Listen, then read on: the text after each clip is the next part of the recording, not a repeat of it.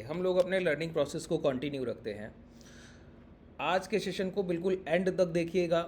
एक एक पॉइंट हम लोग अपना क्लियर करेंगे जो अभी तक सीखा है। देखिए, कई लोग इस पूरी सीरीज़ को जो 10:30 बजे ये चल रहा है, इसको कई लोग किसी दूसरी नज़र से देखते हैं। उनका देखने का नज़रिया है कि कल के सेशन के लिए ट्रेड प्लान मिल जाएगा, तो इस नज़रिए से देख रहे हैं। मैं आपको बिल्कुल अलग बात बोलता हूँ। ये आपके सीखने के प्रोस्पेक्टिव से है। अगर आप लर्निंग में इंटरेस्टेड हैं तो इस सीरीज़ को ज़रूर फॉलो कीजिए और कॉन्जिक्यूटिव डेली इसको रेगुलर बेसिस पे आपको देखना है और हर सेशन को एंड तक देखा कीजिए। इससे क्या होगा ना, जो आपने कल सीखा वो लर्निंग आपकी और स्ट्रांग होगी, जो आपने उसके पिछले सेशन में सीखा वो लर्निंग आपकी और स्ट्रांग होगी। और प्राइजेक्शन में एक चीज़ बहुत काम आती है, ये जो रेगुलर सेशंस करने का जो पूरा मोटिव है वो इसी यही है। प्राइजेक्शन में जो सबसे बड़ी चीज़ काम आती है ना, वो आता है आपका सेल्फ बिलीव, कि किसी प्राइस पर आप स्टिक कितना हो पाते हैं, रुक कितना पाते हैं। अगर आपको इंगल्फिंग पर भरोसा है तो कितना भरोसा है। अगर आपने इंगल्फिंग ट्रेड किया है किसी इंगल्फिंग कैंडल को, तो कम से कम आपने 400-500 बार उसको ट्रेड किया होना चाहिए। अगर आपने इतनी बार ट्रेड नहीं किया, इसका मतलब है आपका लेस प्रैक्टिस है, तो आपका सेल्फ बिलीव कभी भी उस प्राइजेक्शन सेटअप पर बनेगा नहीं। और कभी भी जिस प्राइजेक्शन सेटअप पर बड़ा बिलीव नहीं बनता है, वहाँ पर बड़ी क्वांटिटी बड़ी कैपिटल कभी डिप्लॉयमेंट हो ही नहीं पाएगी, इस बात को समझिए। और छोटी पोजीशन से, कम पोजीशन साइजिंग से या फिर एक या दो लॉट से आपको घर का खर्च नहीं चलता है सर। ट्रेडिंग में अर्निंग उस कॉन्सेप्ट को कहते हैं जिससे आपका घर खर्च चले। बात क्लियर हो रही है? इस बात को बहुत ध्यान दीजिए। जब आप लर्निंग फेज में हैं तो 1-1.5 साल बाजार को टाइम दिया जा सकता है, लेकिन उसके बाद अगर आप 4-5 साल हो गए हैं तो मतलब आप खुद पर एक बार सीरियस होकर सोचिए कि अभी तक आपने क्या अचीव किया है। ठीक है, चलिए अब हम लोग शुरुआत करते हैं। बिल्कुल लास्ट तक बने रहना है। अगर आप हमसे जुड़ना चाहें तो डिस्क्रिप्शन में आपके पास टेलीग्राम और व्हाट्सएप कम्युनिटी का लिंक है, डायरेक्टली वहाँ से आप जुड़ सकते हैं। हमारे ट्रेडर्स हैजिंग में काम करते हैं, तो आपको समझ आएगा कि हैजिंग की पोजीशंस कैसी होती हैं। देखिए, अभी तक हम लोगों ने सीखा कि प्राइस रिपीट इटसेल्फ। अच्छा, अब ये प्राइस एक्शन का जो प्राइस है कि प्राइस रिपीट इटसेल्फ, भाव खुद में दोहराव की प्रवृत्ति रखता है। इस पर आपका बिलीव कितना ही बढ़ गया होगा सिर्फ लास्ट 3 ट्रेडिंग सेशन के वीडियोस अगर आपने फॉलो किए। कैसे? हम लोगों ने देखा कि प्राइस की ओपनिंग फेक होती है। पिछले 3 सेशन में हम लोगों ने जो एक चीज़ को फॉलो किया वो क्या? प्राइस की ओपनिंग फेक होती है। कैसे? प्राइस देखिए, 10 जून का प्राइस एक्शन देखिए कि प्राइस में हम लोगों ने ये 9:15 का कैंडल, बहुत ध्यान से एक एक पॉइंट को सुनते जाइए। और हम लोग ये भी डिस्कस करके जाएंगे कि कल हमारे ट्रेड प्लान क्या रहेंगे और किस बेसिस पे हम वो ट्रेड प्लान्स रख रहे हैं। ठीक है, कल का मोमेंटम एग्रेसिव हो सकता है, इसकी संभावना बढ़ गई है, तो कम से कम लास्ट तक रहेंगे तो आपको पता लगेगा कि कब कौन सी पोजिशंस को एग्जीक्यूट करना है, किस डायरेक्शन को ट्रेड करना है। देखिए, हम लोगों ने 10 जून को, ये 10 जून का ओपनिंग था 9:15 का, हम लोगों ने मॉर्निंग मोमेंटम हायर साइड किया खुलने के बाद ओपनिंग मोमेंटम, लेकिन पूरी खरीदारी को बिकवालों ने काट दिया। तो ओपनिंग मोमेंटम फेक हुआ कि नहीं हुआ? कल 11 तारीख की बात है, कल प्राइस की ओपनिंग कैसी थी सर? नेगेटिव ओपनिंग थी, हम लोग गिर कर नीचे आ रहे थे, लेकिन ओपनिंग मोमेंटम को बायर्स ने काट दिया, हम लोगों ने हाई ब्रेक किए, तो ओपनिंग फेक हुई कि नहीं हुई? आज का ओपनिंग मोमेंटम, प्राइस खुलते ही गिरने लगा था, उसके बाद बायर्स ने ये स्कैंडल का हाई ब्रेक कर दिया, मतलब ओपनिंग मोमेंटम फेक हुआ। तो जो हम लोगों ने सीखा कि प्राइस अपने पिछले 3 दिन के प्राइजेस को रिपीट करता है, कॉन्जिक्यूटिव बेसिस पे रिपीट करता है। पिछले 3 सेशंस को अगर कोई ट्रेडर अच्छे से देख कर बैठे तो उसका अगला सेशन हाईली प्रॉफिटेबल होने की गुंजाइश बहुत हाई हो जाती है। ठीक है, तो पहली चीज़ आप लोगों को समझ आई कि प्राइस जो है खुद को दोहराव की प्रवृत्ति को रखता है। इस चीज़ से समझ में आया ना कि प्राइस का मॉर्निंग मोमेंटम कैसा था? फेक। ओपनिंग मोमेंटम और क्लोजिंग पर हम बिलीव करते हैं। ये तो लगातार सीखते हुए आगे बढ़ रहे हैं कि क्लोजिंग पर हम लोग बिलीव करते हैं। जैसे प्राइस 10 जून को गिरकर बंद हुआ तो अगले सेशन पूरे दिन एक कमजोरी बाजार में बनी रही। कल के दिन 11 तारीख को प्राइस गिरकर बंद हुआ तो आज के सेशन में मॉर्निंग मोमेंटम के बाद क्लोजिंग तक बाजार में कमजोरी बनी रही और बाजार आज फिर गिरकर ही बंद हुआ है। तो कल की शुरुआत फिर नेगेटिव होने की संभावना है। जैसे पिछले सेशन में हम लोगों ने प्रिडिक्ट कर लिया था कि प्राइस की शुरुआत नेगेटिव होने की संभावना है। अगर स्ट्रक्चर चेंज होगा तो स्विंग हाई ब्रेक होंगे। ठीक है, जैसे आज के सेशन के लिए हम लोग सोच कर गए थे कि 50,000, 50,000, 100, 50,000, 100, 50,000, 250, इस रेंज के अब कहीं भी 50,000 के ऊपर आपको एक आवरली कैंडल की क्लोज मिल जाती और उसके बाद उस कैंडल के हाई ब्रेक होते, तब आप लॉन्ग करते। क्यों? क्योंकि मोमेंटम जो है वो सेलर साइड है, क्योंकि हर बार प्राइस गिर कर बंद हो रहा है, तो क्लोजिंग पर हम बिलीव करते हैं। क्लोजिंग ही हमारे लिए ज़रूरी है अगले सेशन के मोमेंटम के लिए। तो प्राइस जब कन्वर्जन में आएगा कि प्राइस में जो है अभी जो सेलर्स जो प्राइस को यहाँ से अपनी तरफ मोमेंटम शिफ्ट करना चाहते हैं, इस मोमेंटम को बायर कब शिफ्ट कर पाएगा? कंफर्मेशन से। कंफर्मेशन मतलब आवरली कैंडल क्लोज होना चाहिए, उसके हाई ब्रेक होना चाहिए। तो आज के दिन आपने देखा कि बैंक निफ्टी ने पहला अपना आवरली कैंडल तो 50,000 के ऊपर, इस रेंज के ऊपर क्लोज किया, लेकिन उस कैंडल के हाई ब्रेक नहीं हो पाए। तो कंफर्मेशन, जिसको हम कहते हैं ब्रेकआउट वैलिडेशन, यहीं पर ये इन्वर्टेड हैमर भी है। यहीं से पिछली सप्लाई यहाँ से आई थी, दोबारा आज हम लोगों ने उसी प्राइस को टच करके नीचे की तरफ आने की एक कोशिश की है, और आज की क्लोजिंग हमारी फिर एक नेगेटिव क्लोजिंग है। अच्छा, अब यहीं से हम आगे बढ़ते हैं। यहीं से हमको समझना होगा कि हमारा नेक्स्ट फर्दर कल के लिए क्या ट्रेड प्लान्स होने वाले हैं। लेवल्स हमारे लिए महत्वपूर्ण रहने वाले हैं, और पहली बात हम लोग एक पॉइंट को पहले डिस्कस कर लें, क्या? Price repeat itself. अच्छा, और प्राइस रिपीट इटसेल्फ में हम पिछले 3 ट्रेडिंग सेशन को वरीयता देते हैं, लेकिन लास्ट ट्रेडिंग सेशन के मोमेंटम को हम सबसे ज़्यादा वरीयता देते हैं। जैसे कल बाजार खुलने के बाद, बहुत ध्यान से समझिए, कल इसके पहले के सेशन में मार्केट जब ओपन हुआ तो हायर डायरेक्शन मोमेंटम के बाद मोमेंटम फेड हुआ। ओपनिंग फेक थी, लेकिन हायर डायरेक्शन पहला मोमेंटम था, फिर प्राइस गिरा है। लेकिन कल के सेशन में ओपनिंग फेक थी, लेकिन पहले लोअर साइड मोमेंटम हुआ, फिर एग्रेसिव बाइंग दिखी थी ओपनिंग में। आज भी वही हुआ, प्राइस पहले लोअर साइड मोमेंटम दिखा, फिर एग्रेसिव बाइंग दिखी हायर साइड। तो प्राइस ने कल के प्राइस को रिपीट ज़्यादा किया। इसी को हम कहते हैं पिछले 3 दिन के मोमेंटम को हम वरीयता देते हैं, लेकिन जो कल का प्राइस एक्शन है, प्रीवियस डे प्राइस एक्शन, वो हमारे लिए सबसे ज़रूरी होता है। अच्छा, प्रीवियस डे के हाई, प्रीवियस डे के लो, प्रीवियस डे का प्राइस एक्शन सेटअप, जो भी प्राइस ने ट्रेड किया होगा, वो सब कुछ आपके लिए बहुत महत्वपूर्ण हो जाता है। ठीक है, तो हम लोगों ने देखा कि मॉर्निंग में एक एग्रेसिव मोमेंटम हुआ, ये हायर साइड हुआ, लेकिन आज की प्राइस की ओपनिंग क्लोजिंग कैसी है? नेगेटिव। तो हम मान के चलते हैं कि कल का मॉर्निंग में फिर से कोई एग्रेसिव मोमेंटम होने की संभावना बन सकती है। अब वो चाहे हायर साइड हो चाहे लोअर साइड हो, वो हमको समझना होगा। तो प्राइस की ओपनिंग कैसी थी? नेगेटिव। और क्लोजिंग कैसी है? नेगेटिव। ओपनिंग पे कोई बिलीव नहीं करते, क्लोजिंग पर हमारा भरोसा होता है। तो आज की क्लोजिंग को देखते हुए कल के लिए हमारे पास क्या क्या ट्रेड प्लान हो सकते हैं, जरा समझिए। पहला सर, एम फॉर्मेशन। अच्छा, एम फॉर्मेशन और 8 एक्सपोनेंशियल हाई, ये 2 प्राइजेक्शन के सेटअप्स हैं। अगर आप इन पे काम कर लेंगे, इसी को हम कहते हैं डब्ल्यू फॉर्मेशन। अगर वाइस वर्सा रिवर्स कर दूं, डब्ल्यू फॉर्मेशन और 8 EMA लो, ये दोनों एक ही बात है। बस 8 EMA हाई जो होता है, एम फॉर्मेशन के बाद आपको री एंट्रीज, बार बार एंट्री और टारगेट देता है। जैसे इस तरह के एम फॉर्मेशन बना, अब ये जितनी गिरावट होगी, हर बार स्विंग पर खरीदारी 8 EMA हाई से होगी, मतलब बिकवाली शॉर्ट सेलिंग। अगर आप पुट बायर हैं तो खरीदारी, पुट बाइंग आप करेंगे। और इसी तरीके से डब्ल्यू फॉर्मेशन इस तरीके से बना, तो डब्ल्यू फॉर्मेशन में जितनी बार रिट्रेसमेंट से खरीदारी उठेगी, वो 8 EMA लो से उठेगी।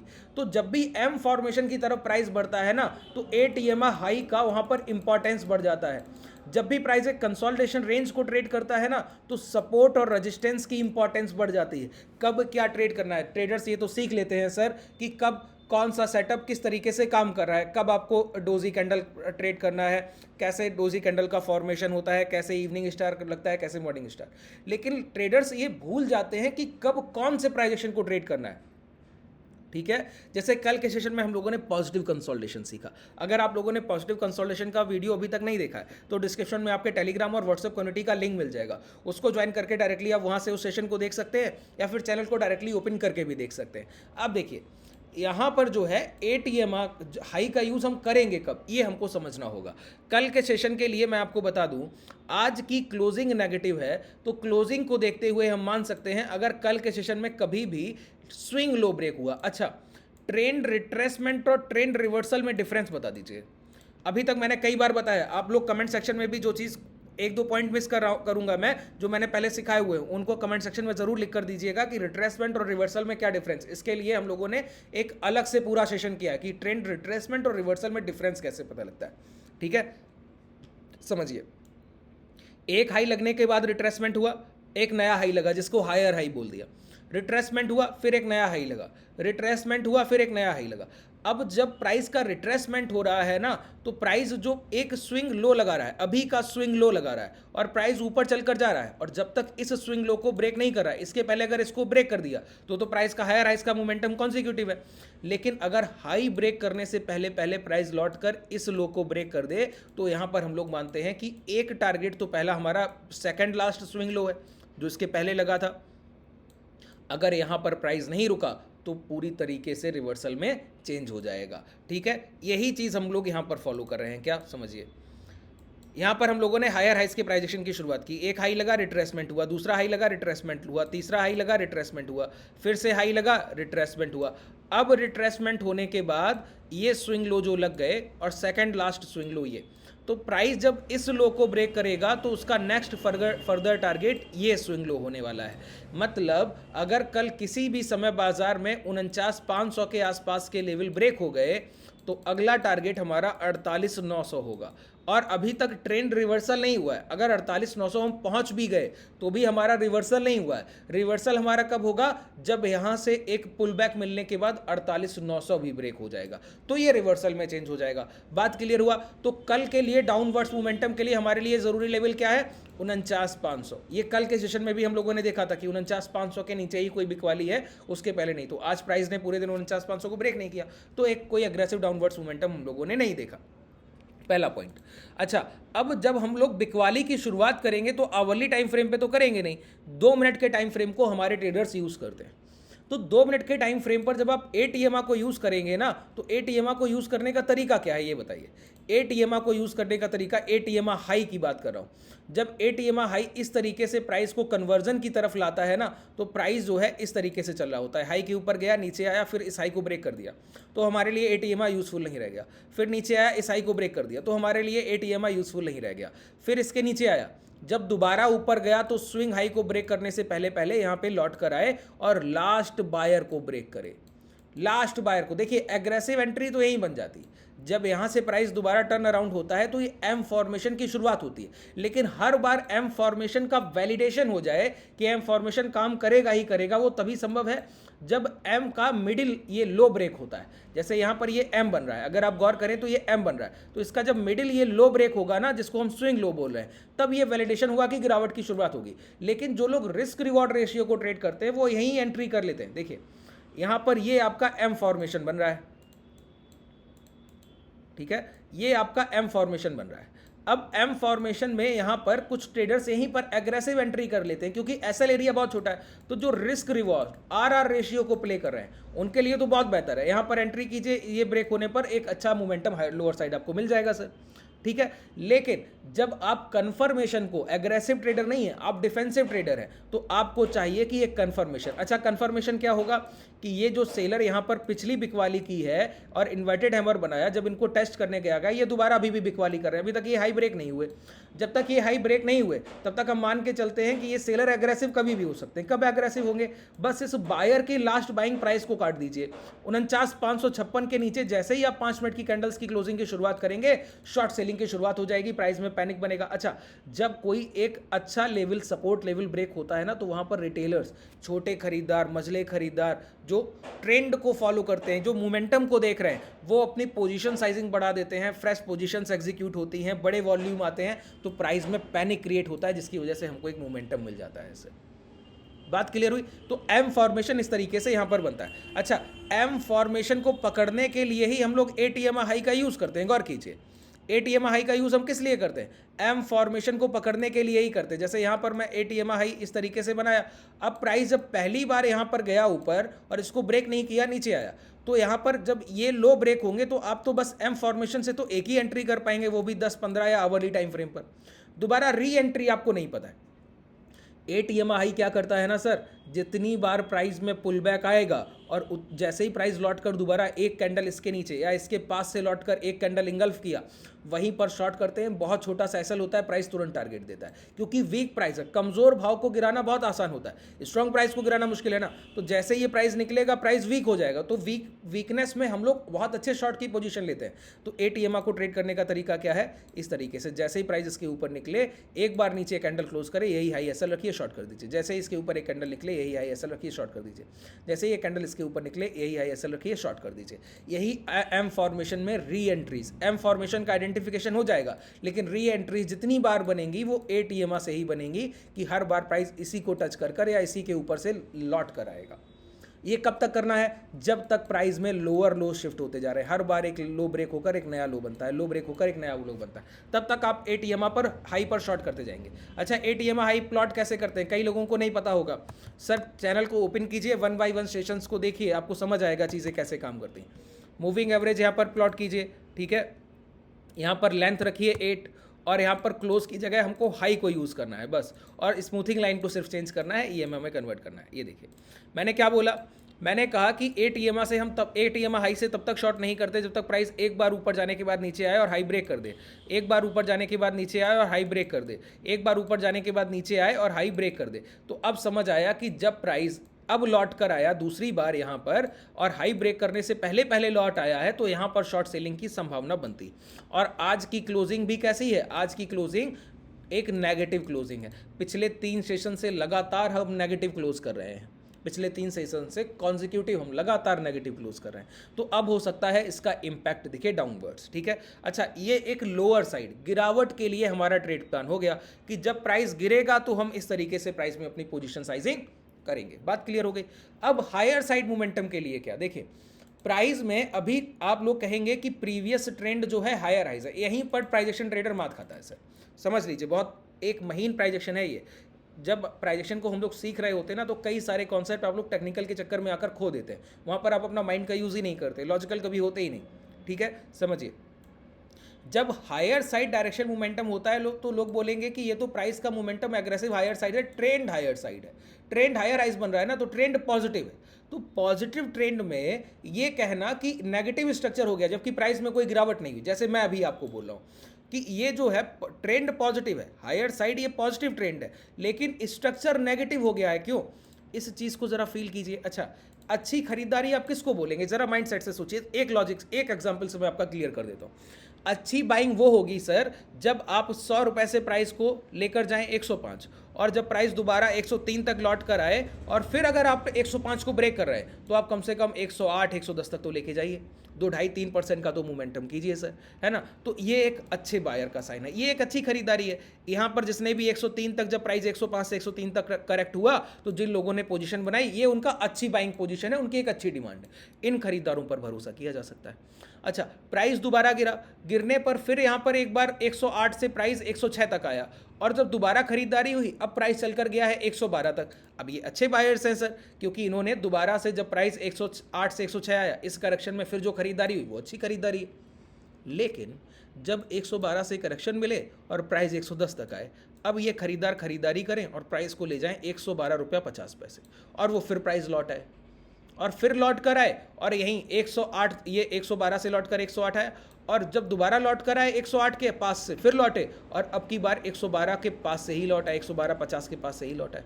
अब इसको आप बोलिए कि अच्छी खरीदारी नहीं, ये स्ट्रेच है। यहाँ पर बायर्स खरीदने की कोशिश तो कर रहे हैं, लेकिन सेलर्स अब इनको रोक भी रहे हैं। यहाँ पर सेलर्स एग्रेसिव नहीं थे, सिर्फ बायर्स एग्रेसिव थे। यहाँ पर बायर्स भी एग्रेसिव हैं और सेलर्स भी एग्रेसिव हैं, तो इसको हम कहते हैं प्राइस में स्ट्रेच। स्ट्रेच किस बात का, कि यहाँ पर खरीदार खरीदने की कोशिश तो कर रहा है, लेकिन सेलर उसको बार बार रोक रहे हैं। इसका मतलब है कि ये खरीदारों के पास इतना पैसा, सफिशिएंट मनी होना चाहिए कि यहाँ पर भी एक बड़ी डिमांड क्रिएट कर पाए। तो ये 2 तरीके से होता है। जितना एग्रेसिवली ये सेलर सेल कर रहे हैं, आप उसके बस इक्विवेलेंट बाइंग करते रहिए। जैसे यहाँ पर शॉर्ट सेलर सेल कर रहा है, यहाँ पर पहली सेलिंग हुई, आपने हाई ब्रेक किए, कितना ही आप ऊपर जा पाए, आपने दोबारा ये हाई ब्रेक करने की कोशिश की, आप हाई भी नहीं ब्रेक कर पाए। तो जब से हम यहाँ पर पहुँचे हैं सर 6 तारीख से, 6 तारीख को 49,640 के हाई लगे थे, आज की क्लोजिंग हमारी 49,800 है, 791 स्पॉट प्राइस। अगर एडजस्टमेंट प्राइस देखेंगे तो 49,900 है। तो ये 200-250 पॉइंट हम लोगों ने इतने टोटल ट्रेडिंग सेशंस में मोमेंटम किया। इसको आप बोलिए कि बायर साइन है, नहीं। अगर आप किसी भी एक बड़े मूविंग एवरेज को यहाँ पर लगाएंगे 20, 25 या 21, तो आपको समझ आएगा कि मोमेंटम इस तरीके से एवरेज में कर्विंग आ रही होगी। अच्छा, जब भी कर्विंग की एवरेज में शुरुआत हो, या हायर हाइज के फॉर्मेशन, जैसे जो पहले स्विंग हाई इंपैक्ट से लगते थे, अब वो लो इंपैक्ट से लगेंगी, प्राइस हाई ब्रेक करे लेकिन बहुत दूर तक चल के ना जा पाए। तो ऐसे समय पर 2 काम होते हैं। क्या, पहला, यहाँ पर खरीदार रुककर खरीदारी करे, जितनी बिकवाली हो रही है। ये तब तक संभव है जब तक बायर का लास्ट बाइंग प्राइस सेफ है, जो हम लोगों ने अभी डिस्कस किया ना 49,500। जब तक 49,500 सेफ है तब तक तो बायर सेफ है, लेकिन अगर 49,500 ब्रेक हो गया तो और बायर यहाँ पर खरीदारी नहीं करेंगे, फिर वो सेलर के भरोसे प्राइस छोड़ेंगे। क्यों, वो ये सोचेंगे कि अब प्राइस में सेलर तो सर लगातार बिकवाली कर रहे हैं और हमारे पास इतना पर्याप्त अमाउंट नहीं था कि इनके बराबर खरीदारी कर पाए। और वो लगातार बेचते जा रहे हैं। तो अब हमको चाहिए कि निचले स्तर पर बायर्स को कोई डिस्काउंट दिया जाए। अब खरीदार निचले स्तर पर इंटरेस्टेड होंगे तो वो खरीदार एक बड़ी खरीदारी करके जब दोबारा प्राइस को ऊपर लाएंगे तब ये सेलर ब्रेक होगा। तो पहला तरीका है कि स्विंग लो को सेफ करते हुए बायर्स यहां पर उतना खरीदते रहें जितनी एग्रेसिव सप्लाई आ रही है। पहला पॉइंट क्लियर हुआ। अगर इतनी खरीदारी चलती रही तो प्राइस एक समय ये हाई ब्रेक कर देगा। ये हाई कौन से हैं? आज का हाई। आज के डे हाई क्या लग गए? 50,250। जैसे ही 50,250 आपका ब्रेक होगा तब आप समझ लीजिएगा कि ये कंसोलिडेशन रेंज में जितनी सप्लाई आई है, ये जितना स्ट्रेच दिख रहा था, ये स्ट्रेच अब दूर हुआ। अब बायर्स ने उतनी खरीदारी कर ली है ऊपरी लेवल पर ही। निचले स्तर के खरीदारों की उनको ज़रूरत नहीं पड़ी, लोअर लेवल से बाइंग उठाने की उनको ज़रूरत नहीं पड़ी। इतनी खरीदारी हो गई कि यही प्राइस हाई ब्रेक कर दे। मतलब कल आप लॉन्ग कब करेंगे? जब प्राइस 50,250 को ब्रेक करेगा। और शॉर्ट कब करेंगे? जब प्राइस 49,500 को डाउनवर्ड्स ब्रेक करेगा। लेकिन दोनों में एक टाइम फ्रेम के सेंटीमेंट का चेंज है। क्या हम लोगों को यहाँ पर लगातार 3 कॉन्जिक्यूटिव सेशन से नेगेटिव क्लोजिंग मिल रही है, तो बायर साइड का कंफर्मेशन बहुत ज़रूरी है। जैसे आज भी कंफर्मेशन, जो लोग सिर्फ मॉर्निंग मोमेंटम को देखकर ये मान लेते ना कि प्राइस में आज को तो ब्रेकआउट हो ही जाएगा, वो सभी कैसल गए कि नहीं गए। इसीलिए कहते हैं काल्मनेस के साथ प्रीवियस क्लोजिंग पे बिलीव कीजिए, और उसके फेवर में मोमेंटम आता है तो एग्रेसिव रहिए। अगर उसके अगेंस्ट में मोमेंटम आता है तो कंफर्मेशन का वेट कीजिए। कंफर्मेशन किस बात का? कि हम लॉन्ग तभी करेंगे जब 50,250 के ऊपर एक आवरली कैंडल क्लोज मिलेगा, उसके हाई ब्रेक होने लगेंगे तब, उसके पहले नहीं। लेकिन शॉर्ट हम तब भी कर देंगे कि 49,500 के नीचे एक 5-10 मिनट का कैंडल ब्रेक करे, उस कैंडल को मतलब 49,500 को ब्रेक करे, और फिर उस कैंडल का लो अगर 2 मिनट के टाइम फ्रेम में भी ब्रेक हुआ तो शॉर्ट सेलिंग करेंगे। क्यों? ये रिसेंट डायरेक्शनल क्लोजिंग के फेवर का प्राइस है। कैसा? Negative structure. और पॉजिटिव स्ट्रक्चर आज की क्लोजिंग के अगेंस्ट का मोमेंटम होगा, तो कंफर्मेशन की जरूरत हायर साइड पड़ेगी, लोअर साइड नहीं। ये बहुत इन डेप्थ प्राइजेक्शन की बात कर रहा हूँ। जिन्होंने प्राइजेक्शन पे अच्छा खासा समय गुजारा होगा ना, 2-3 साल 4 साल से आप प्राइजेक्शन को फॉलो कर रहे होंगे, तो इस पॉइंट से जुड़ पाएंगे। अगर आप नए हैं तो कोशिश कीजिए हमारे पिछले सेशंस को देखिए, चैनल को ओपन कीजिए, टेलीग्राम को ज्वाइन कीजिए। डिस्क्रिप्शन में टेलीग्राम और व्हाट्सएप कम्युनिटी का लिंक है, वहाँ से आप डायरेक्टली हमसे जुड़ सकते हैं। वहाँ पर हम लोग हेजिंग में काम करते हैं। आप समझ सकते हैं कि सिर्फ ऑप्शन बाइंग ही इस बाजार को ट्रेड करने का तरीका नहीं है। अगर आपको स्ट्राइक प्राइस का सिलेक्शन बहुत अच्छे से आता है और बायर और सेलर आप एक साथ बने रह सकते हैं, तो हेजिंग से बेहतरीन इस बाजार को ट्रेड करने का कोई टूल नहीं बना है सर। ठीक है, तो कल के लिए क्या क्या एक बार रिवाइज कीजिए, जितनी चीजें हम लोगों ने सीखी समराइज कीजिए। पहला सीखा कि प्राइस रिपीट इटसेल्फ, भाव खुद में दोहराव की प्रवृत्ति पाता है, जो कि हम लोगों ने पिछले 3 ट्रेडिंग सेशन में ट्रेड होते हुए देखा। क्लोजिंग पर हम लोग बिलीव करते हैं, ओपनिंग मोमेंटम पर हम लोग कोई बिलीव नहीं करते, जो कि हम लोगों ने पिछले 3 ट्रेडिंग सेशन में ट्रेड होते हुए देखा। पिछले 3 ट्रेडिंग सेशन से लगातार हमको नेगेटिव क्लोजिंग मिल रही है, इसलिए कल के ट्रेड प्लान में हम लोगों ने समझा है कि 50,250 जब ब्रेक होगा तब हम हायर साइड मोमेंटम के लिए जाएंगे, लेकिन वहां पर आवरली क्लोजिंग और उसका वैलिडेशन चाहिए। लोअर साइड 49,500 के नीचे 5, 10 या 15 मिनट के टाइम फ्रेम पर कोई ब्रेकडाउन हुआ, उस ब्रेकडाउन का 2 मिनट के टाइम फ्रेम पर भी लो ब्रेक हो गए, वहां पर शॉर्ट सेलिंग एग्रेसिव आप करेंगे। ये जो एम फॉर्मेशन हम लोग देख रहे हैं, इसको एटीएम हाई से शॉर्ट करने की हमको शुरुआत करनी होगी अगर 49,500 के लो ब्रेक हो गए। ठीक है, चलिए आज के लिए पर्याप्त है। इस पूरे सेशन में कोई भी डाउट रह गया हो तो मुझे नीचे कमेंट सेक्शन में बताइएगा। ठीक है, अगर आप हमसे जुड़ना चाहें तो मैंने आपको बता दिया, डिस्कशन में टेलीग्राम और व्हाट्सएप ग्रुप की डिटेल्स है, वहां से आप डायरेक्टली लिंक को क्लिक करके ज्वाइन कर सकते हैं। धन्यवाद।